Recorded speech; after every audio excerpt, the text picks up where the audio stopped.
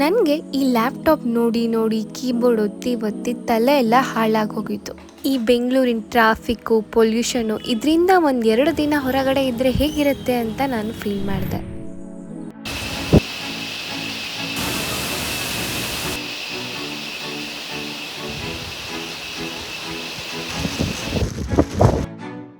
ಈ ಫೀಲ್ ಎಷ್ಟು ಚೆನ್ನಾಗಿದೆ ಅಲ್ಲ. ಸೊ ಹಾಗಾಗಿ ನಾನು ಸಡನ್ನಾಗಿ ಚಿಕ್ಕಮಂಗ್ಳೂರು ಟ್ರಿಪ್ನ ಪ್ಲ್ಯಾನ್ ಮಾಡಿದೆ.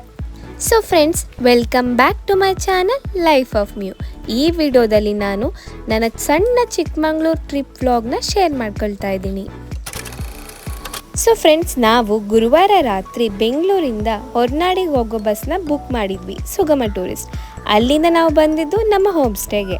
ಇದು ವೆಕೇಶನ್ ಅನ್ನೋಕ್ಕಿಂತ ಒಂದು ಸ್ಟೇಕೇಶನ್ ಅಂತ ಹೇಳ್ಬೋದು. ನಾವು ಬುಕ್ ಮಾಡಿದಂಥ ಸ್ಟೇ ಬಂದ್ಬಿಟ್ಟು ಮಿಸ್ಟಿ ಹಟ್ ಹೋಮ್ ಸ್ಟೇ ಅಂತ. ಇದು ಸುಂಕಸಾಲೆಯಲ್ಲಿದೆ. ನಾವು ಬೆಳಗ್ಗೆ 5 ಗಂಟೆಗೆ ಸ್ಟೇನ ರೀಚ್ ಆದ್ವಿ. ಅವರು ಆಲ್ರೆಡಿ ನಮಗೆ ಹೇಳಿದ್ರು ರೂಮ್ಸ್ ಎಲ್ಲ ಓಪನ್ ಆಗಿರುತ್ತೆ, ನೀವು ಹೋಗಿ ಮಲ್ಕೊಳ್ಳಿ ಅಂತ. ನಾವು ನೋಡಿದಂಥ ಸ್ಟೇಗಳಲ್ಲಿ ಇದು ಒಂದು ಅಫೋರ್ಡಬಲ್ ಸ್ಟೇ ಅಂತ ಹೇಳ್ಬೋದು. ಇಲ್ಲಿ ಹೆಚ್ಚಾಗಿ ಎಲ್ಲ ಬರೋದು ಟ್ರೆಕ್ಕಿಂಗ್ ಗ್ರೂಪ್ಸ್ಗಳಂತೆ. ಒಂದು ರೂಮಲ್ಲಿ ನೀವು 6 ಜನದಿಂದ 10 ಜನ ತನಕ ಮಲ್ಕೊಳ್ಬೋದು.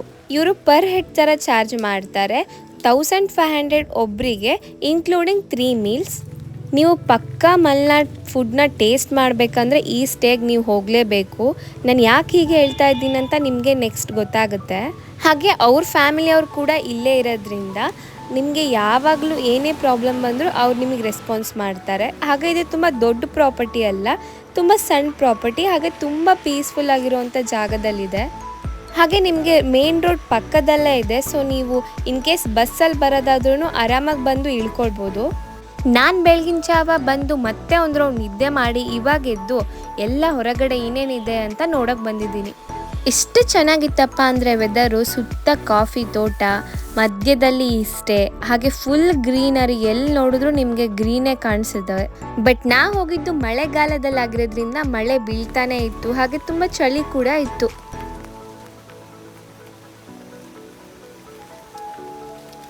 ನಾನಿನ್ನು ಫೋಟೋಸ್ ವಿಡಿಯೋಸ್ ಎಲ್ಲ ಅಲ್ಲೇ ನಿಂತ್ಕೊಂಡು ತೆಗಿತಾ ಇದ್ದೀನಿ. ಒಂದು 10 ನಿಮಿಷ ಏನೋ ಅಷ್ಟರಲ್ಲಿ ಫುಲ್ ಮಂಜು ನೀವು ನೋಡ್ತಾ ಇರ್ಬೋದು. ಫುಲ್ ಮಿಸ್ಟಿಂದ ಕವರ್ ಆಗಿದೆ. ಇದೊಂದು 10 ಮಿನಿಟ್ಸಲ್ಲಿ ಆಯಿತು. ನಾನು ಮೋಸ್ಟ್ಲಿ ಅದಕ್ಕೆ ಈ ಸ್ಟೇಗೆ ಮಿಸ್ಟಿ ಹಟ್ ಹೋಮ್ ಸ್ಟೇ ಅಂತ ಹೆಸರಿಟ್ಟಿದ್ದಾರೇನೋ ಅಂತ ಮನಸ್ಸಲ್ಲಿ ಅಂದ್ಕೊಂಡೆ. ನೋಡಿ, ಅಲ್ಲಿ ಕಾರ್ ನಿಂತಿದೆಯಲ್ಲ, ಅಲ್ಲೇ ಇರೋದು ಈ ಸ್ಟೇ ಓನರ್ ಮನೆ. ನಾವು ತಿಂಡಿಗೆ ಅವ್ರ ಮನೆಗೆ ಹೋಗಿ ತಿಂಡಿನ ಮಾಡ್ಕೊಂಡು ಬಂದ್ವಿ. ತಿಂಡಿಗೆ ಇಡ್ಲಿ, ಸಾಂಬಾರ್, ಚಟ್ನಿ ಮಾಡಿದ್ದು.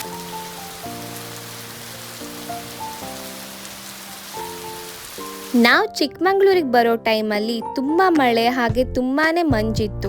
ಹಾಗಾಗಿ ಎಲ್ಲ ಟ್ರೆಕ್ಕಿಂಗ್ ಪ್ಲೇಸ್ ಹಾಗೆ ತುಂಬ ಫೇಮಸ್ ಪ್ಲೇಸಸ್ನೆಲ್ಲ ಕ್ಲೋಸ್ ಮಾಡಿದ್ರು.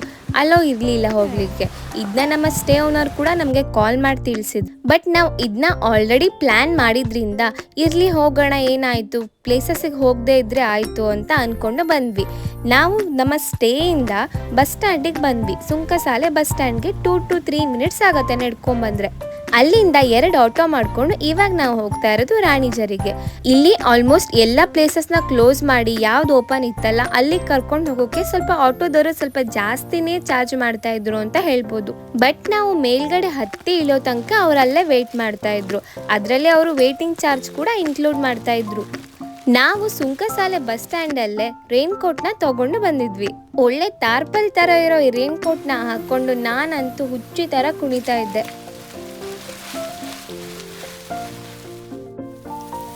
ಎಲ್ಲ ಕಡೆ ಟ್ರೆಕ್ಕಿಂಗ್ ಎಲ್ಲ ಕ್ಲೋಸ್ ಮಾಡಿದ್ರಿಂದ ಟೂರಿಸ್ಟ್ ತುಂಬ ಕಡಿಮೆ ಇದ್ರು.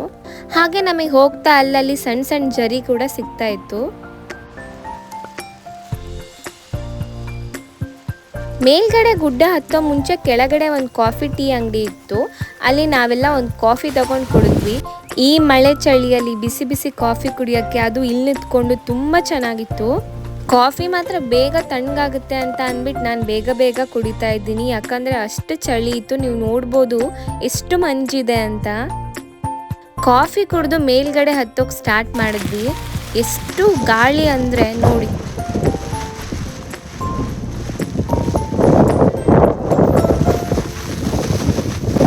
ಎಷ್ಟು ಗಾಳಿ ಬರ್ತಾ ಇತ್ತಂದರೆ ನಂಗೆ ಕರೆಕ್ಟಾಗಿ ಫೋನ್ ಕೂಡ ಹಿಡ್ಕೊಳಕ್ಕಾಗಿಲ್ಲ, ಅಷ್ಟು ಗಾಳಿ ಬರ್ತಾ ಇತ್ತು. ನಾನು ಇನ್ನೊಂದು ಸ್ವಲ್ಪ ಸಣ್ಣ ಇದ್ದಿದ್ದು ಹಾರೇ ಹೋಗ್ತೀನೇನೋ ಅಂತ ಅಷ್ಟು ಅನಿಸ್ತಾ ಇತ್ತು. ಬಟ್ ಇಷ್ಟು ಮೇಲೆ ಹತ್ತಿದ್ರು ಏನು ಉಪಯೋಗ ಹೇಳಿ? ಇಷ್ಟು ಮಂಜಿರುವಾಗ ನಿಮಗೆ ಏನು ವ್ಯೂ ತಾನೇ ಕಾಣುತ್ತೆ. ನಾವೆಷ್ಟು ಬುದ್ಧಿವಂತರಂದರೆ ಇದೆಲ್ಲ ತಿಳಿದಿದ್ರೂ ಕೂಡ ಆಟೋಗೆ ದುಡ್ಡು ಕೊಟ್ಟು ಇಲ್ಲಿ ತನಕ ಬಂದು ವ್ಯೂ ನೋಡೋಕೆ ಕಾಯ್ತಾ ಇದ್ದೀವಿ. ನಮ್ಮ ಗ್ರೂಪ್ ಅವರೆಲ್ಲ ತಡೀರಿ ವ್ಯೂ ಕಾಣ್ಬೋದು, ಒಂದು 5 ನಿಮಿಷ 10 ನಿಮಿಷಕ್ಕೆಲ್ಲ ಕ್ಲಿಯರ್ ಆಗುತ್ತೆ ಅಂತ ವೇಟ್ ಮಾಡಿದರು. ಬಟ್ ನಿಜವಾಗ್ಲೂ ಏನಂದರೆ ಏನೂ ಕಾಣಿಸ್ಲಿಲ್ಲ ಇಲ್ಲಿಂದ. ಎಷ್ಟು ವೇಟ್ ಮಾಡಿದ್ರು ಏನೂ ಕಾಣಿಸ್ಲಿಲ್ಲ. ಹಾಗಾಗಿ ಕೆಳಗಡೆ ಬಂದ್ವಿ. ಈ ಕಾಲಭೈರೇಶ್ವರ ಟೆಂಪಲ್ ಇತ್ತು ಇಲ್ಲಿ, ಅಲ್ಲಿ ಹೋಗೋಣ ಅಂದ್ಕೊಂಡ್ರೆ ಅದು ಕ್ಲೋಸ್ ಅಂತ ಹೇಳಿದರು. ವ್ಯೂ ಕಾಣಿಸಿಲ್ಲ ಅಂತ ಬೇಜಾರಿದ್ರು, ಬಟ್ ಅಲ್ಲಿ ತನಕ ಈ ಮಂಜು ಮಳೆಯಲ್ಲಿ ಹೋಗಿದ್ದು ತುಂಬಾ ಚೆನ್ನಾಗಿತ್ತು. ಅದು ಒಂಥರ ಡಿಫ್ರೆಂಟ್ ಎಕ್ಸ್ಪೀರಿಯನ್ಸ್ ಅಂತ ಹೇಳ್ಬೋದು. ನೋಡಿ ಅಲ್ಲಿ ಕಾಣಿಸ್ತಾ ಇದೆಯಲ್ಲ ಜೇನು, ನಾವು ಅದಕ್ಕೆ ಕೋಲ್ ಜೇನು ಅಂತ ಹೇಳ್ತೀವಿ. ಮಿಸ್ಸಾಗಿ ಯಾರಾದರೂ ಅದಕ್ಕೆ ಕಲ್ಲು ಹೊಡೆದು ನಮಗೆ ಕಚ್ಚಿದ್ರೆ ಅನ್ನೋ ಭಯ ಕೂಡ ಆಯಿತು ನನಗೆ.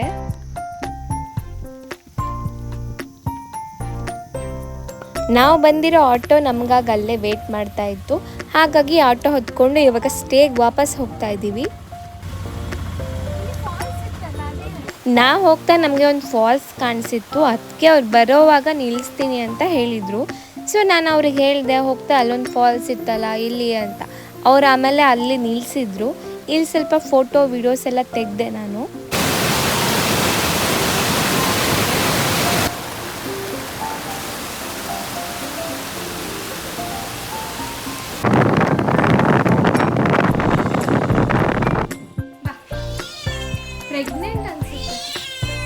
ನಾವು ಸ್ಟೇಗೆ ಅಲ್ಲಿಂದ ಬರೋಷ್ಟರಲ್ಲಿ ಮಧ್ಯಾಹ್ನ ಆಗಿತ್ತು ಆಲ್ಮೋಸ್ಟ್. ಹಾಗೆ ಇಲ್ಲೊಂದು ಬೆಕ್ಕಿತ್ತು, ಅದು ನಾವೇನಾದರೂ ಅದಕ್ಕೆ ತಿನ್ನಕ್ಕೆ ಕೊಡ್ತೀವ ಅಂತ ನಮ್ಮ ಹಿಂದೆನೇ ಸುತ್ತಾ ಇತ್ತು. ಹಾಗೆ ಅವರು ಕೂಡ ಮಧ್ಯಾಹ್ನ ಊಟಕ್ಕೆ ಕರೆದ್ರು. ನಾವು ಮಧ್ಯಾಹ್ನ ಊಟಕ್ಕೆ ಹೋಗಿದ್ವಿ. ಊಟಕ್ಕೆ ಚಪಾತಿ, ಅನ್ನ, ಚಿಕನ್ ಸಾಂಬಾರು ಹಾಗೆ ಚಿಕನ್ ಪೆಪ್ಪರ್ ಡ್ರೈ ಮಾಡಿದರು. ಒಳ್ಳೆ ಊಟ ಮಾಡಿ ಆರಾಮ್ ರೆಸ್ಟ್ ಮಾಡಿ ಸಂಜೆ ಇವಾಗ ವಾಕಿಂಗ್ ಹೋಗೋಣ ಅಂತ ಹೋಗ್ತಾ ಇದ್ದೀನಿ. ನಾನು ಸುಂಕಸಾಲೆ ಬಸ್ ಸ್ಟ್ಯಾಂಡ್ ಕಡೆ ವಾಕಿಂಗ್ ಹೋಗ್ತಾ ಇದ್ದೀನಿ. ಬೆಂಗಳೂರಲ್ಲಿ ಟ್ರಾಫಿಕ್ ಸೌಂಡ್ ಕೇಳಿ ಕೇಳಿ ಈ ಸೌಂಡ್ ಕೇಳೋಕ್ಕೆ ಡಿಫ್ರೆಂಟ್ ಅನಿಸ್ಬೋದಲ್ವಾ. ಹಾಗೆ ಇಲ್ಲಿ ರಾಣಿಚರಿ ಕಾಫಿ ಶಾಪ್ ಇತ್ತು, ಆದರೆ ಅದು ಕ್ಲೋಸ್ ಆಗಿತ್ತು. ಓಪನ್ ಇದ್ದರೆ ನಾನು ಇಲ್ಲಿ ಕಾಫಿ ಕುಡಿಯೋಣ ಅಂತ ಅಂದ್ಕೊಂಡಿದ್ದೆ. ಎಲ್ಲ ಕಡೆ ಟ್ರೆಕ್ಕಿಂಗ್ ಕ್ಲೋಸ್ ಇರೋದ್ರಿಂದ ಈ ಸತಿ ನನಗೆ ಟ್ರೆಕ್ಕಿಂಗ್ ಹೋಗೋಕ್ಕಾಗ್ತಾ ಇಲ್ಲ. ನೆಕ್ಸ್ಟ್ ಟೈಮ್ ಬಂದಾಗ ನಿಜವಾಗ್ಲೂ ಎಲ್ಲಾದರೂ ಟ್ರೆಕ್ ಹೋಗಬೇಕು. ನಾನು ನನ್ನ ಈ ಚಿಕ್ಕಮಂಗ್ಳೂರು ವ್ಲಾಗ್ನ 2 ಪಾರ್ಟ್ಸ್ ಆಗಿ ಹಾಕ್ತೀನಿ. ಇದು ಪಾರ್ಟ್ 1 ಆಗಿರುತ್ತೆ. ನೀವು ನೋಡ್ಬೋದು ಎಲ್ಲ ಕಡೆ ಈ ಥರ ಬ್ಯಾನರ್ ಹಾಕಿದ್ರು. ಆಲ್ಮೋಸ್ಟ್ ಎಲ್ಲ ಪ್ಲೇಸಸ್ಸು ಕ್ಲೋಸ್ ಆಗಿತ್ತು. ಈ ಟ್ರಿಪ್ ನನಗೆ ಮನಸ್ಸಿಗೆ ಒಂದೊಳ್ಳೆ ನೆಮ್ಮದಿ ಕೊಡ್ತು. ಈಗ ವರ್ಕ್ ಮಾಡಿ ಮಾಡಿ ನನಗೆ ಒಂದು ಸ್ವಲ್ಪ ಸ್ಟ್ರೆಸ್ ಆಗೋಗ್ಬಿಟ್ಟಿತ್ತು. ಹಾಗಾಗಿ ಈ ಬ್ರೇಕ್ ನನಗೆ ಬೇಕಾಗಿತ್ತು. ತುಂಬಾ ಚೆನ್ನಾಗಿತ್ತು, ತುಂಬ ಕಾಮ್ ಆಗಿತ್ತು ಎಲ್ಲ ಕಡೆ. ಸೊ ಇದೊಂದು ಒಳ್ಳೆ ಪೀಸ್ಫುಲ್ ಟ್ರಿಪ್ ಆಗಿತ್ತು ಅಂತ ಹೇಳ್ಬೋದು. ಇವತ್ತಿನ ಮಟ್ಟಿಗೆ ನಾವು ಹೆಚ್ಚು ಪ್ಲೇಸಸ್ಸಿಗೆ ಹೋಗೋಕ್ಕಾಗಿಲ್ಲ. ಹೋಗಿದ್ದು ರಾಣಿಚರಿಗೊಂದೇ, ಆದರೆ ಅಲ್ಲೂ ಕರೆಕ್ಟಾಗಿ ವ್ಯೂ ಕಾಣಿಸಿಲ್ಲ. ಸೊ ನಾಳೆ ಯಾವ್ಯಾವ ಪ್ಲೇಸಿಗೆ ಹೋಗ್ತೀವಿ ಅಂತ ನೀವು ಪಾರ್ಟ್ 2 ವ್ಲಾಗಲ್ಲಿ ನೋಡ್ತೀರಾ. ನಾನು ಅವಾಗಲೇ ಹೇಳ್ದಂಗೆ ರಾಣಿಚರಿ ಕಾಫಿ ಶಾಪ್ ಕ್ಲೋಸ್ ಆಗಿರಲಿಲ್ಲ ಅಂದರೆ ಅಲ್ಲೇ ಕಾಫಿ ಕುಡ್ಕೊಂಡು ಹೋಗೋಣ ಅಂತ ಇದ್ವಿ ಸ್ಟೇಗೆ. ಬಟ್ ಸ್ಟೇಗೆ ಹೋಗ್ತಿದ್ದಂಗೆ ಕಾಫಿ ಕೊಟ್ಟರು, ಅದು ವಿತ್ ಸ್ನ್ಯಾಕ್ಸ್ ಪಕೋಡ ಕೊಟ್ಟಿದ್ರು. ಪಕೋಡ ಕೊಟ್ಟು ನಾವು ಇನ್ನೊಂದು ರೂಮಿಗೆ ಹೋಗಿ ಒಂದು ಅರ್ಧ ಗಂಟೆ ಆಗಿರಲಿಲ್ಲ. ಅಷ್ಟರಲ್ಲಿ ಮತ್ತೆ ಊಟಕ್ಕೆ ಕರೆದ್ರು. ನಮಗೆಲ್ಲರಿಗೂ ಒಂಥರ ಮನೇಲಿದ್ದ ಹಾಗೇ ಫೀಲ್ ಆಗ್ತಾಯಿತ್ತು. ಊಟಕ್ಕಂತೂ ಮಲ್ನಾಡ್ ಸ್ಪೆಷಲ್ ಕಡುಬು ಮಾಡಿದರು, ಹಾಗೆ ಚಿಕನ್ ಸಾಂಬಾರ್, ಚಿಕನ್ ಕಬಾಬ್ ಮಾಡಿದರು. ಈ ಚಳಿಗೆ ಒಳ್ಳೆ ಬಿಸಿ ಬಿಸಿ ಊಟ ಮಾಡಿದ್ವಿ. ತುಂಬಾ ಚೆನ್ನಾಗಿತ್ತು ಟೇಸ್ಟ್ ಎಲ್ಲದ್ರದ್ದು.